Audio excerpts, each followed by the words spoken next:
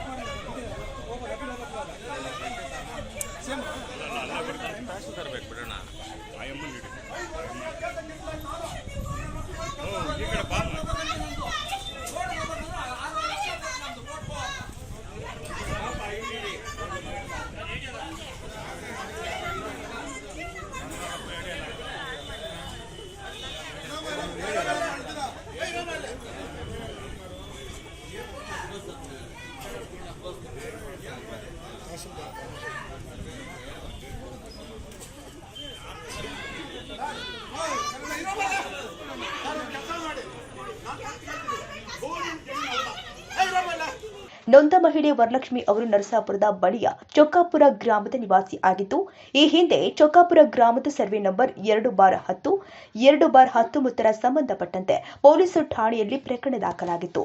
ಇದೇ ವಿಚಾರಕ್ಕೆ ಸಂಬಂಧಪಟ್ಟಂತೆ ಕೋಲಾರ ತಹಶೀಲ್ದಾರ್ ಕಚೇರಿ ಬಳಿ ಮಹಿಳೆ ತಮ್ಮ ಸಮಸ್ಯೆ ಕೂಡಲೇ ಬಗೆಹರಿಸುವಂತೆ ಮನವಿ ಮಾಡಿದ್ದು, ಈ ಮನವಿಗೆ ಸ್ಪಂದಿಸಿದ ಕೋಲಾರ ತಹಶೀಲ್ದಾರ್ ಹರ್ಷವರ್ಧನ್ ಅವರು ಜನವರಿ 3ರೊಳಗೆ ಸಮಸ್ಯೆ ಇತ್ಯರ್ಥಪಡಿಸುವ ಭರವಸೆ ನೀಡಿದ್ದಾರೆ. ಕೋಲಾರ ತಹಶೀಲ್ದಾರ್ ಕಚೇರಿ ಬಳಿ ಘಟನೆ ಜರುಗಿದೆ.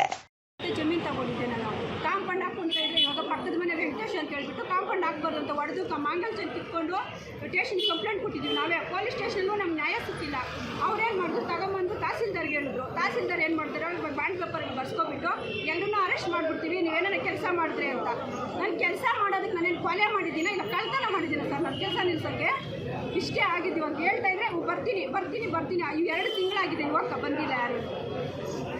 ಯಾವ ಊರಿಗೆ ಸಂಬಂಧಪಟ್ಟಿದ್ದು, ಏನಾಗಬೇಕು, ಏನು ಕೆಲಸ ಆಗಬೇಕಾಗಿತ್ತು ನಿಮಗೆ?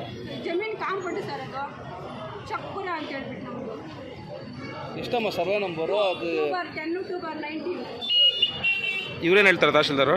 ಈಗ ತಹಸೀಲ್ದಾರ್ ಏನು ಹೇಳ್ತಾರೆ, 4ನೇ ತಾರೀಕು ಬಂದು ಪಕ್ಕ ನಾವು ಕೆಲಸ ಮುಗಿಸ್ಕೊಡ್ತೀವಿ ಅಂತ ಹೇಳ್ತಾ ಇದ್ದಾರೆ. 2 ತಿಂಗಳಿಂದ ಮುಗಿಸ್ಕೊಡಿಲ್ಲ ಸರ್ ಕೆಲಸ. ನಾಳೆ ಬರ್ತೀವಿ, ನಾಳೆ ಬರ್ತೀವಿ, ಇದೇ ಹೇಳ್ಕೊಂಡು ಕಾಲ ಕಳ್ಕೊಂಡ್ಬಂದ್ರು ನನಗೆ.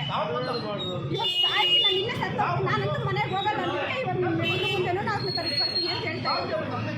ಬಂದಿಲ್ಲ ಅಂದರೆ ಸರ್, ಬೆಳಗ್ಗೆ ಬಂದಿಲ್ಲ ನಾನು ಸೂಸೈಡ್ ಮಾಡ್ಕೊಂಡಿಲ್ಲ ಅಂದರೆ ನಮ್ಮ ಅಪ್ಪನಿಗೆ ನಾನು ಹುಟ್ಟಿಲ್ಲ, ಇಲ್ಲೇ ಒಂದು ಸಾಯ್ತೀನಿ. ನ್ಯಾಯ ಕೊಡ್ತಾ ಇಲ್ಲ ಸರ್ ಈ ತಹಸೀಲ್ದಾರ್. ನನಗೆ 2 ತಿಂಗಳಿಂದ ನ್ಯಾಯ ಕೊಟ್ಟಿಲ್ಲ. ಬಂದರೆ ಅರೆಸ್ಟ್ ಮಾಡಿಸ್ಬಿಡ್ತೀನಿ ಇದೇ ಹೇಳ್ತಾ ಇದ್ದಾರೆ ನನಗೆ. ಇವತ್ತು ನಮ್ಮ ಮನೇಲಿ ಹೇಳಿದ್ರೆ ನಾನೇ ಬಂದಿರೋದು ಫೈಲ್ ತಗೊಂಡದ್ದು ಏನಿದ್ರೆ ಅದಾಗಲಿ ಅಂತ ಹೇಳ್ಬಿಟ್ಟು ನನ್ನನ್ನು ಅರೆಸ್ಟ್ ಮಾಡಿಸ್ಬಿಡ್ತಾರಂತ ತಹಸೀಲ್ದಾರ್. ಮಾತು ಬಂದರೆ ಅರೆಸ್ಟ್ ಮಾಡಿಸ್ಬಿಡ್ತಾರೆ.